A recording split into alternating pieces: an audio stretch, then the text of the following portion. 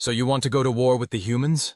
Grand Admiral Zyx'tal asked, his crystalline appendages clinking together in what his species considered laughter. Let me tell you why that's the worst idea since the Vraxians tried to teach meditation to the quantum hive mind. The young Commodore before him, Renthax, bristled his neural spines in annoyance. With all due respect, Admiral, they're a pre-FTL species confined to a single solar system. Their most advanced weapons are crude nuclear devices, and they still think cat videos are the peak of entertainment. Sit down, youngster. Zyx'tal gestured to the morphing chair beside his desk. Let me explain why the Galactic Empire has a single standing order regarding humanity. Don't. Just don't.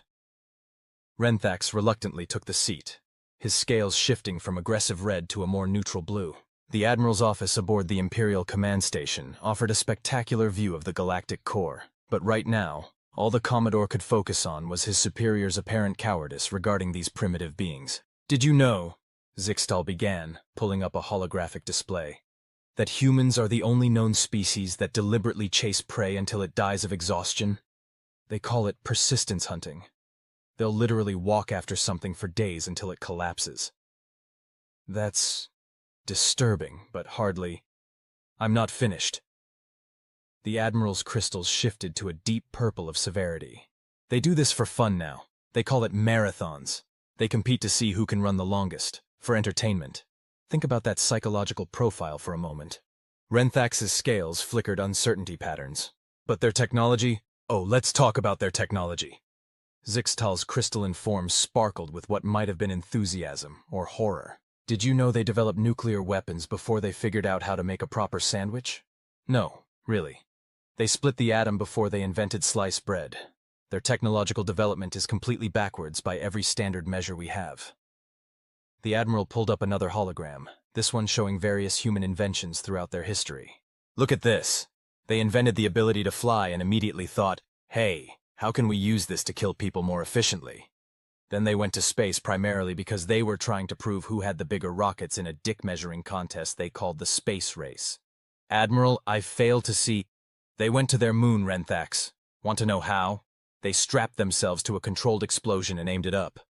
Their solution to space travel was essentially point bomb toward space, ride bomb. And it worked. Do you understand how terrifying that is?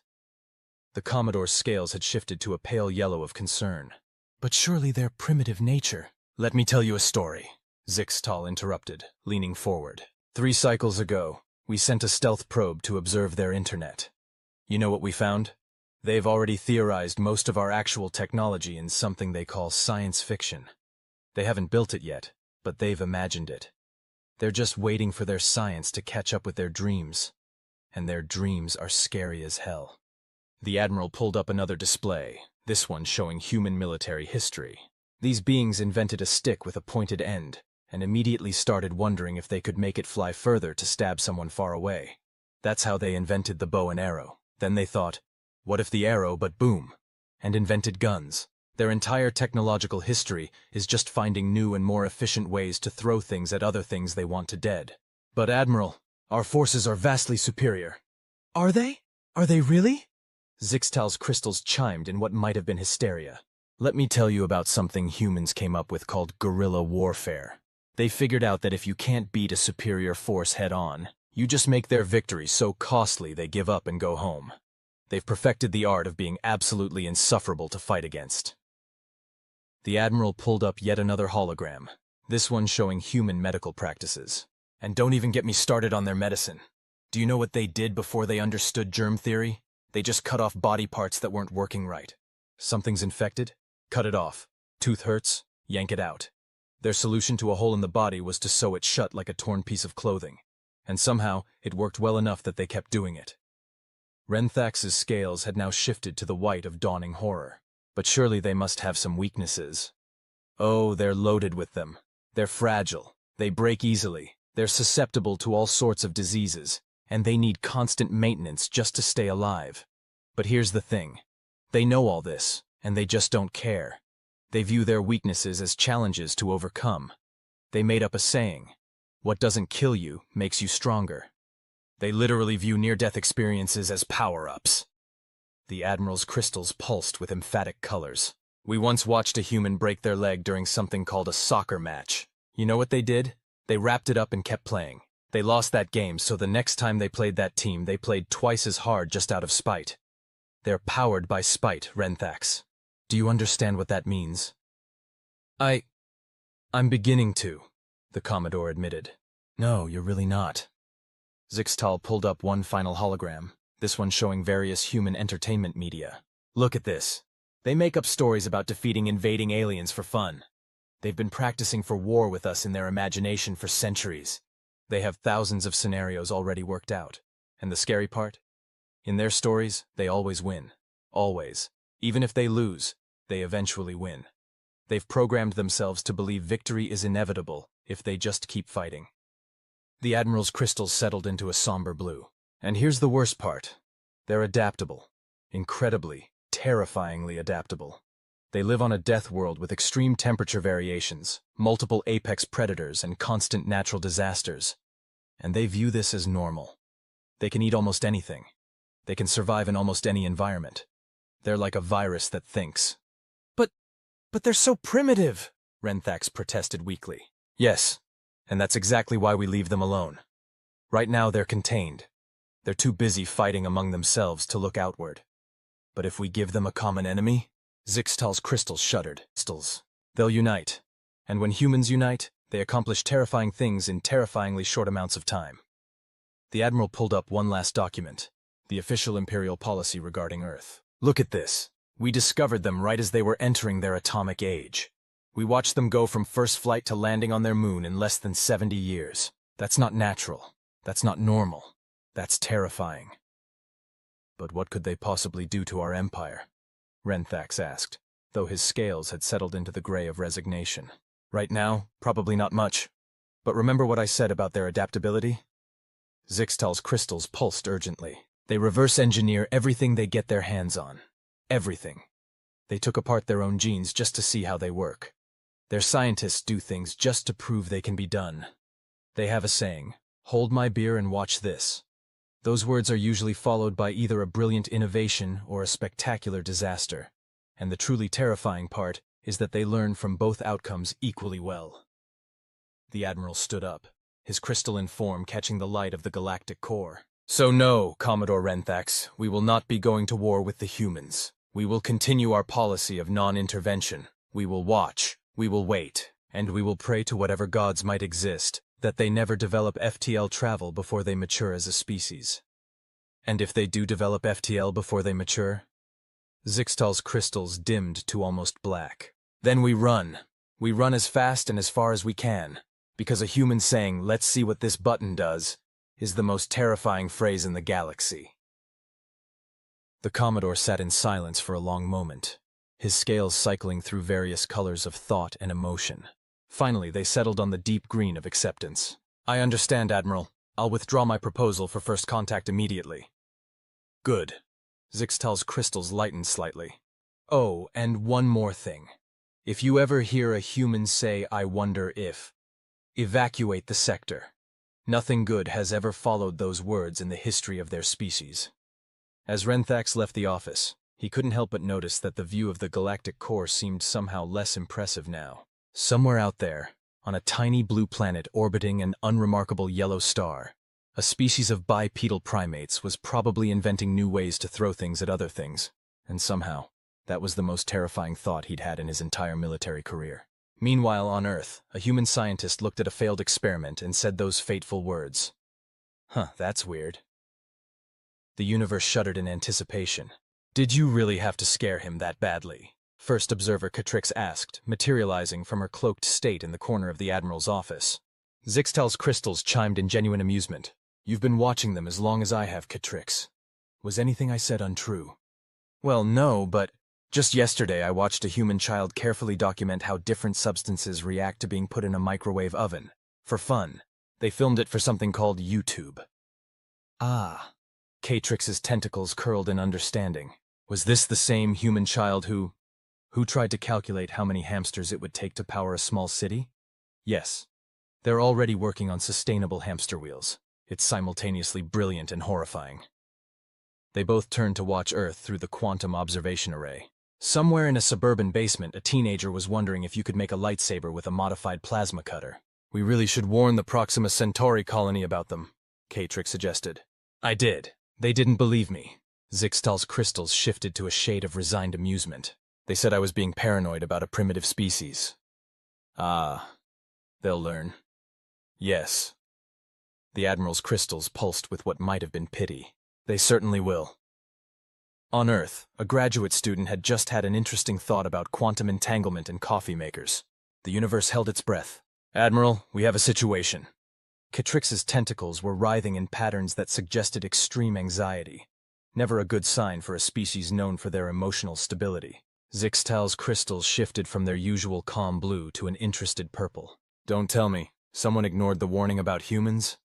Worse, K-Trix activated the holographic display. Remember that graduate student with the quantum-entangled coffee maker? The Admiral's crystals instantly darkened to a deep indigo of dread. Please tell me they didn't. They did. But that's not the worst part.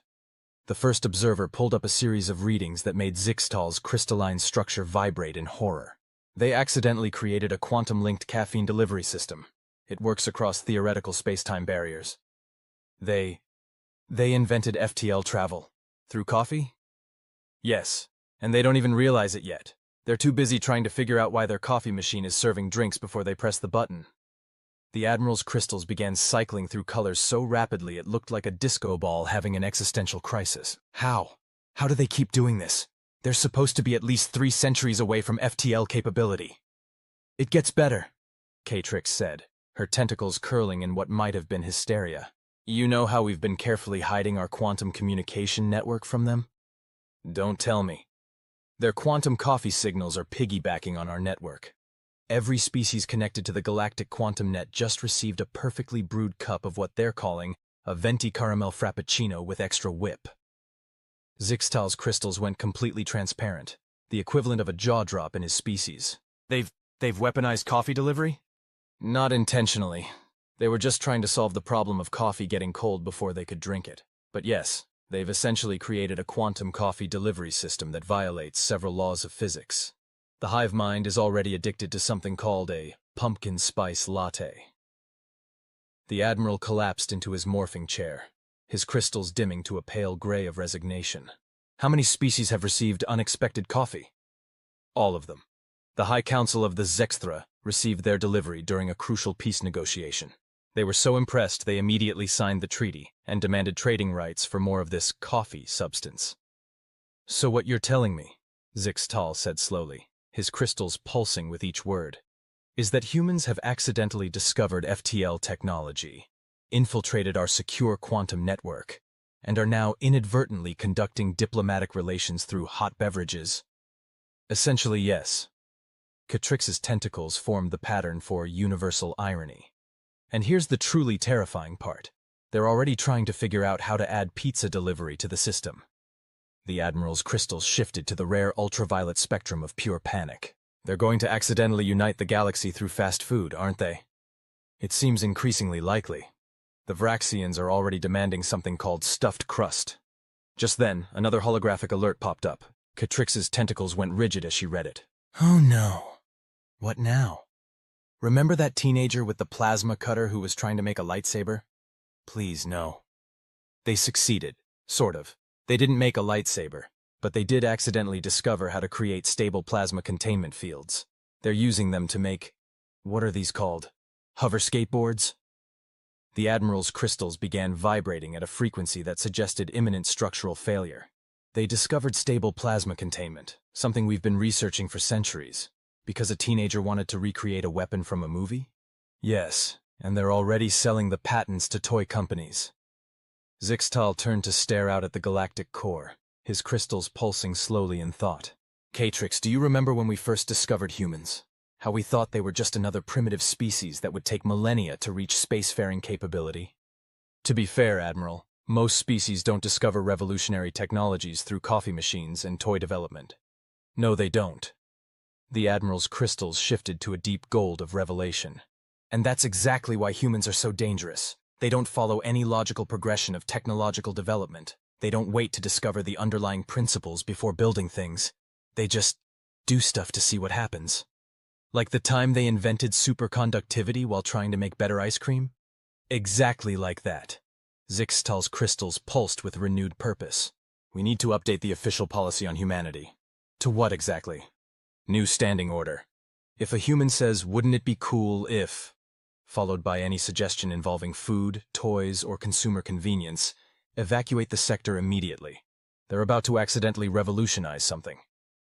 K-Trix's tentacles formed the pattern for amused agreement. Should we warn them that they've discovered FTL travel? Absolutely not. Right now, they think they've just invented really efficient coffee delivery.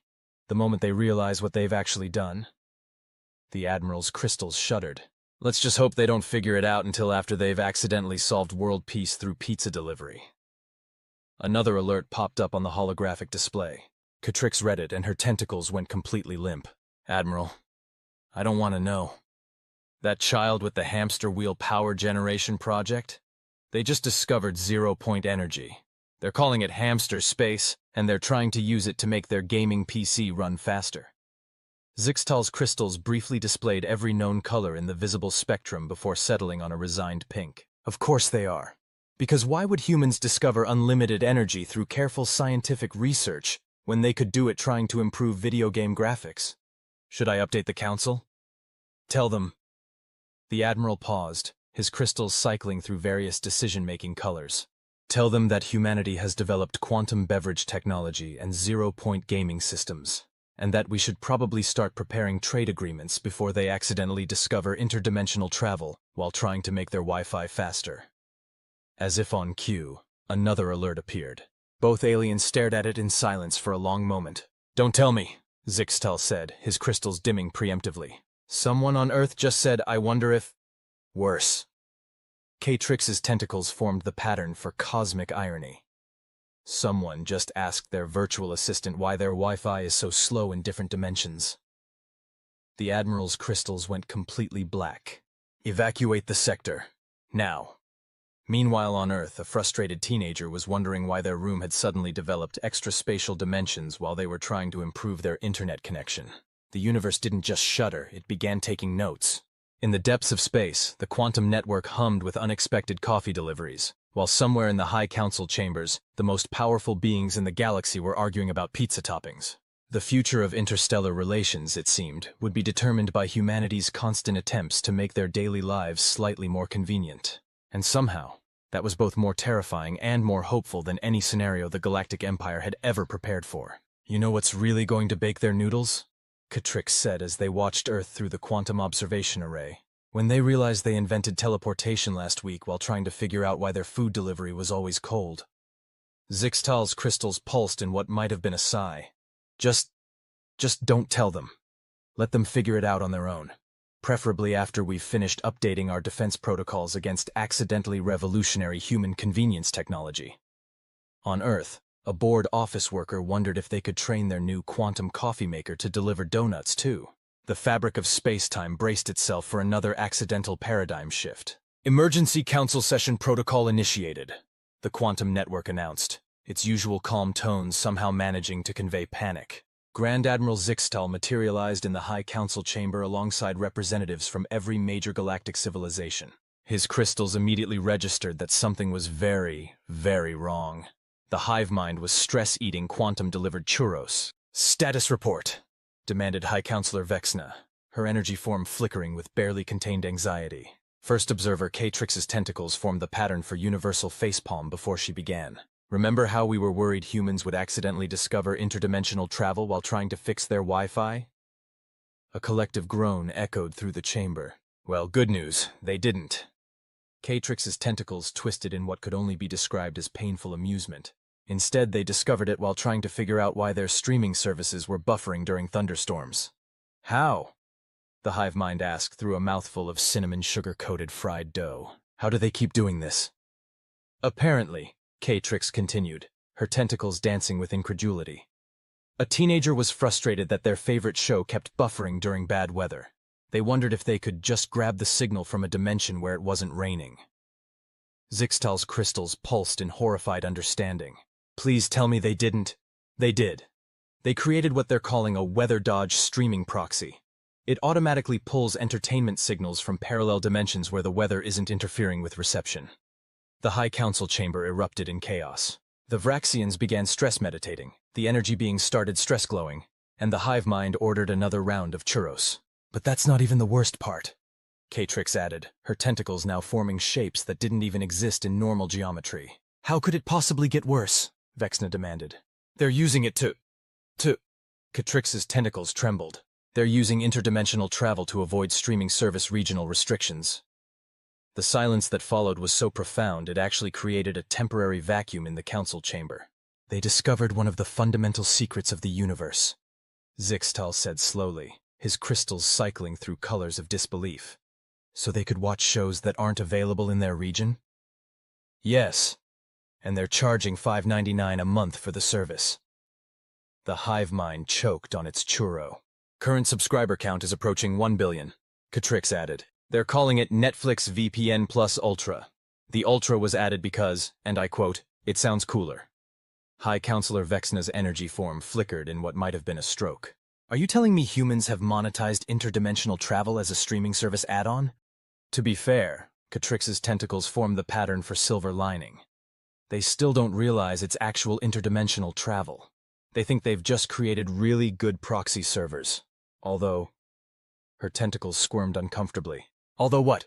The entire council asked in unison. Some users are reporting that they're getting show endings from parallel dimensions where the writers made different choices. There's currently a massive online debate about whether the ending of something called Game of Thrones was better in Universe B or Universe C.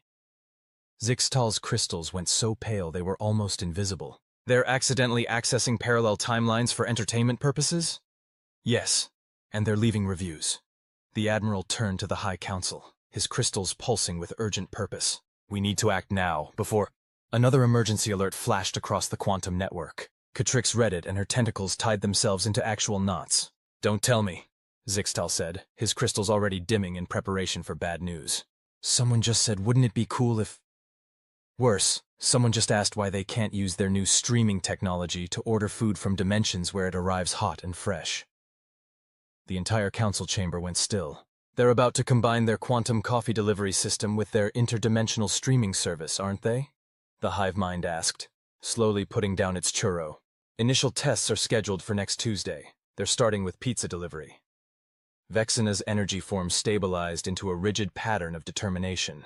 New emergency protocols are hereby enacted. All civilizations are to immediately prepare for the possibility that humans are about to create an interdimensional food delivery service. Should we stop them? Someone asked. Are you volunteering to be the one to tell humans they can't have hot pizza delivered from any dimension they want? Catrix's tentacles formed the pattern for rhetorical question. The silence was answer enough. Besides, Zyx'tal added, his crystals showing hints of amusement. They're about to solve faster-than-light food delivery across infinite dimensions, and their primary concern is whether they can get stuffed crust pizza from Universe J, where apparently they never discontinued the P-zone. How are they paying for cross-dimensional purchases? The hive mind asked, suddenly curious. They invented quantum-linked cryptocurrency last week, Catrix explained. They're calling it Space Coin. It's already replaced credits as the dominant currency in 3 sectors. They invented interdimensional currency? Vexna's energy form flickered in disbelief. No, they invented a way to buy pizza and stream movies from parallel universes. The interdimensional currency was just a side effect. They still think it's just really good encryption. Zyx'tal's crystals suddenly shifted to alert red.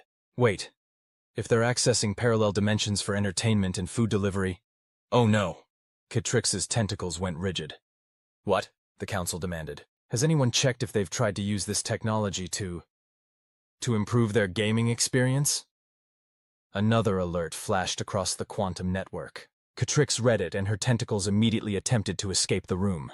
They just launched something called Steam Infinity, she reported. It lets players access games from parallel dimensions where different development choices were made. They're currently review-bombing Universe E's version of Cyberpunk 2077.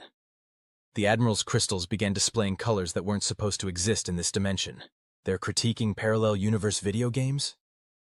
The review system includes a dimensional stability rating and a parallel universe lag score. The High Council chamber erupted in another round of chaos. The Vraxians began comfort knitting with quantum strings. The energy beings started stress dividing, and the hive mind ordered pizza from 6 different dimensions. "New standing order," Vexna declared, her energy form pulsating with authority. "All civilizations are to immediately begin preparing for the possibility that humans are about to accidentally discover the unified theory of everything, while trying to reduce lag in online gaming." "Too late," K-Trix's tentacles spelled out. "Someone just posted on their Reddit, asking why their new gaming VPN is showing them advertisements from before the Big Bang." Zyx'tal's crystals went completely dark. They've figured out time travel through targeted advertising? No, but they're complaining about the load times.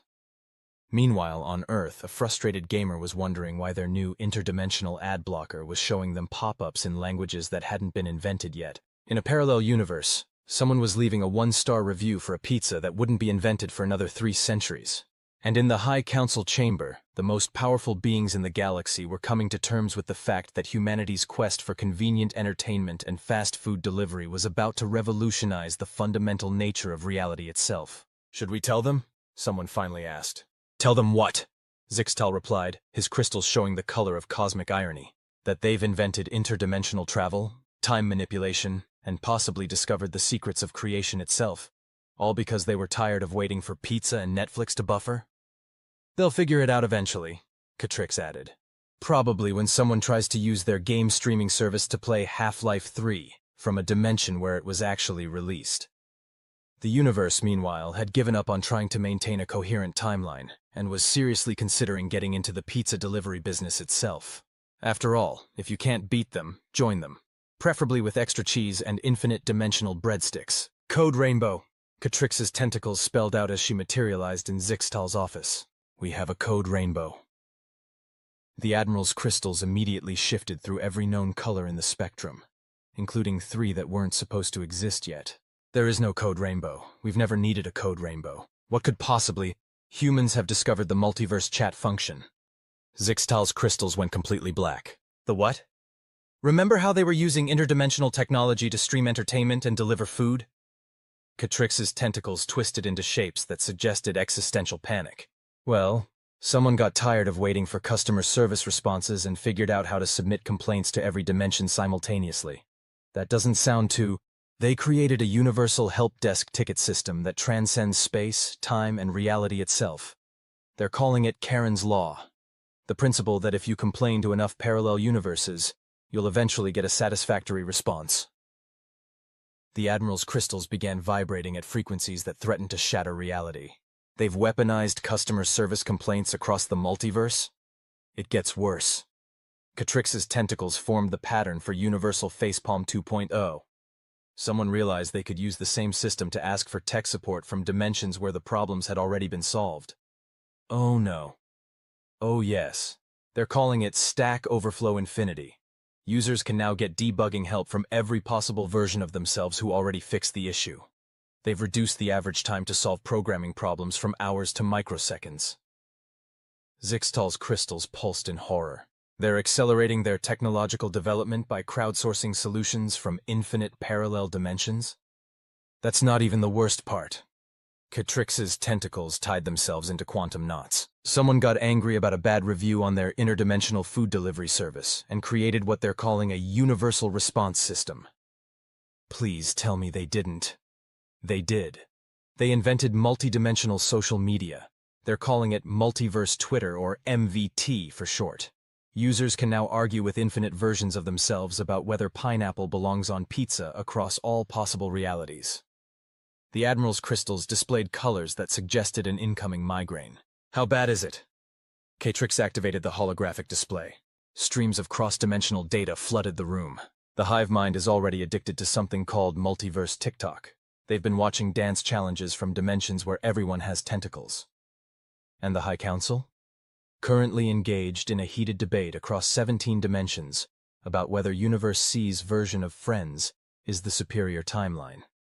The energy beings are particularly invested in an alternate reality where Joey became a quantum physicist. Zyx'tal's crystals shifted to emergency purple. "We need to contain this before—" Another alert flashed across the quantum network. K-Trix read it, and her tentacles immediately tried to resign. Someone just created a multidimensional dating app. The Admiral's crystals went completely transparent. They're using interdimensional technology for dating? They're calling it Multiverse Tinder, or MVT. Yes, they're aware it has the same acronym as Multiverse Twitter. There's already a lawsuit across 12 dimensions about it. How does that even work?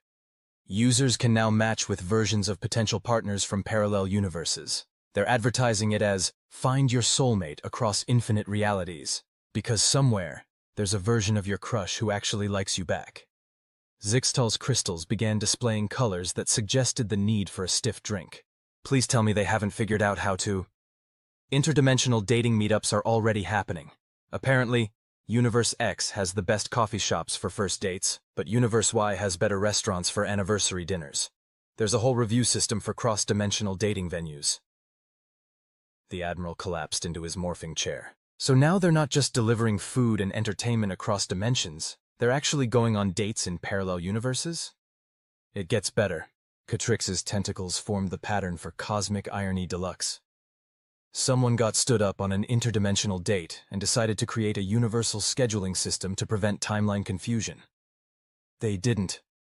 They did. They accidentally invented multidimensional time management while trying to coordinate date nights across parallel universes. The system automatically adjusts for temporal displacement, dimensional drift, and whether Mercury is in retrograde in any given reality. Just then, another alert pinged. Both aliens stared at it in horrified fascination. They've created a multi-dimensional social credit system for dating profiles, Catrix reported. Users can now check if alternate versions of their potential matches are red flags in other dimensions. They're using infinite parallel universes as character references? Yes, and they've gamified it. There's now a competitive ranking system for who's the best version of themselves across all possible realities. Zyx'tal's crystals shifted to a new color that could only be described as done with everything. So, to summarize, humans have not only discovered interdimensional travel, they're using it for customer service complaints, technical support, social media arguments, and dating. Don't forget the universal food delivery system. The Vraxians are currently obsessed with something called Universe P's Authentic Chicago Deep Dish Pizza. The Admiral's crystals pulsed in resignation. How long until they realize what they've actually done? Well, Catrix's tentacles formed the pattern for statistical probability. Given their current rate of accidental discoveries, they'll probably figure it out when someone tries to optimize their dating app's matching algorithm and accidentally discovers the unified theory of love across all possible realities. That's not a real thing. Another alert pinged. Correction, Catrix's tentacles spelled out. Someone just published a paper titled Quantum Entanglement and Romance, a cross-dimensional study of why you're still single in every universe. Zyx'tal's crystals briefly displayed a color that shouldn't have been possible in this dimension. They've turned their relationship problems into a field of quantum physics? The paper has already been peer-reviewed by infinite parallel versions of the author's ex-partners. Meanwhile, on Earth, a lonely programmer was wondering why their dating app was showing matches from before the Big Bang, while in another dimension, someone was leaving a bad review for a first date that technically wouldn't happen for another million years. The universe, having given up on maintaining any semblance of order, was seriously considering creating a dating profile of its own. After all, with infinite parallel realities now connected through humanity's desire for love, food, and entertainment, maybe it was time to put itself out there. In the depths of space, the quantum network hummed with interdimensional dinner reservations, while somewhere in the High Council chambers, the most powerful beings in the galaxy were arguing about whether it was ethical to swipe left on someone in all possible realities simultaneously. The future of intergalactic relations, it seemed, would be determined by humanity's eternal quest to find love, avoid customer service hold times, and get technical support without having to read the documentation. And somewhere, in a dimension yet to be discovered, a version of Mark Zuckerberg was probably already planning multi-Facebook. Because if there's one thing humans excel at, it's finding new ways to complicate their social lives across the entire space-time continuum. The end.